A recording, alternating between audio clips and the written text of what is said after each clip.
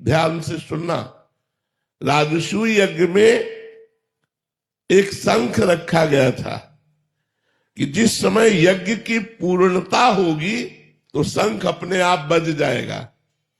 तो ब्रह्मा जी भी यज्ञ में थे, भगवान शंकर भी थे, बड़े बड़े ऋषि मुनि थे, सबने वहां भोग लगाया, लेकिन शंख नहीं बजा। तो युधिष्ठिर जी ने भगवान श्री कृष्ण से पूछा कि महाराज शंख नहीं बजा। तो उन्होंने कहा अभी यज्ञ पूर्ण नहीं हुआ, क्योंकि किसी अकिंचन महाभागवत ने प्रसाद नहीं पाया।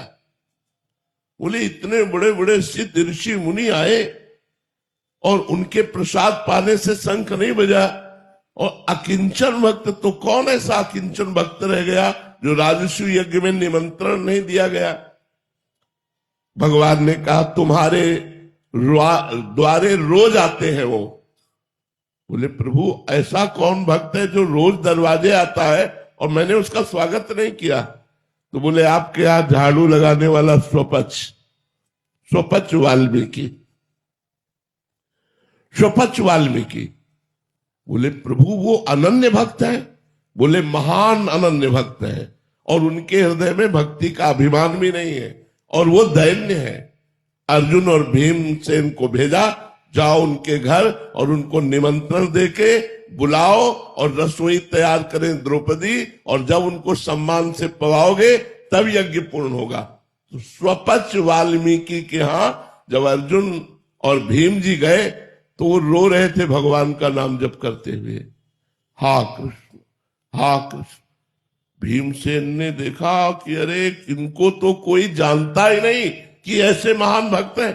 ये तो एक हाथ में डलिया एक हाथ में झाड़ू लिए दोना पत्थर वहां उठाते, लेकिन ऐसे महान भक्त साष्टांग दंडवत। जो ही साष्टांग दंडवत किया, तुम कहा अरे मालिक आप ये क्या कर रहे हो, हम तो आपके नौकर हैं, हम तो आपके द्वारा पोषित है। उन्होंने कहा भगवान श्री कृष्ण ने अब आपका रहस्य खोल दिया है, अब आपको निमंत्रण देने आए हैं। और आपको बोले हम तो रोज जूठन पाते हैं, हमें निमंत्रण की क्या जरूरत। बोले नहीं भगवान ने कहा है।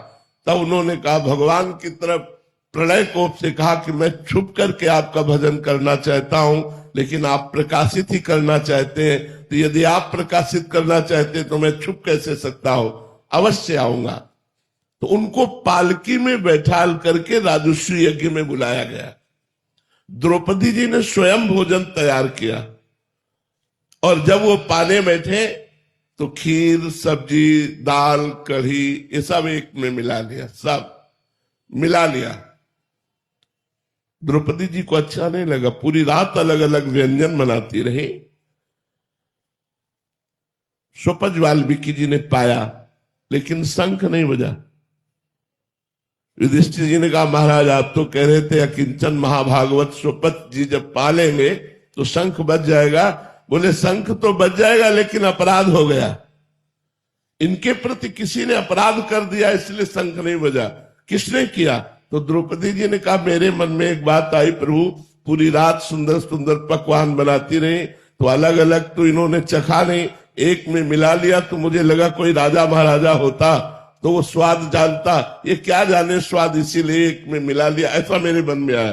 बोले तो वैष्णव अपराध बन गया, वैष्णव में दोष दृष्टि बन गई, इनके चरणों में प्रणाम करो। प्रणाम किया। भगवान ने कहा स्वपच वाल्मीकि जी से कि आपने ये सब एक में क्यों मिला लिया, अलग अलग स्वाद क्यों नहीं लिया? तो बोले प्रभु आप स्वाद लेने वाले तो आप हैं, हम तो प्रसाद पाते हैं, और प्रसाद का स्वाद नहीं होता, इसीलिए हमने सब में मिला लिया कि प्रसाद तो चिदानंदमय होता है। मैं अलग अलग कढ़ी सब्जी का स्वाद ये तो आप लेते हैं, मैं तो प्रसाद पाने वाला हूं। जे ही द्रौपदी जी ने प्रणाम किया, बड़ी जोर से शंख गर्जना होने लगी, पूर्णता हो गई। तो हम ये बताना चाहते हैं कि जहां दैन्य है, जहां अकिंचनता है, जहां अहंकार नहीं है, वहां भगवान हृदय में प्रकाशित होते हैं। अगर अपनी तपस्या का भी अहंकार है तो चाहे जितना ध्यान लगा लो, भगवान ध्यान में आने वाले नहीं। बात यहाँ ये है, और अगर ऋषि मुनि संतों को भगवान ना मिलते हो तो वो जीते किसके सहारे हैं? उनका जीवन का मतलब क्या रह गया? मिलते हैं, लेकिन जब तक अहंकार होता है साधना का, तब तक भगवान ध्यान में नहीं आते।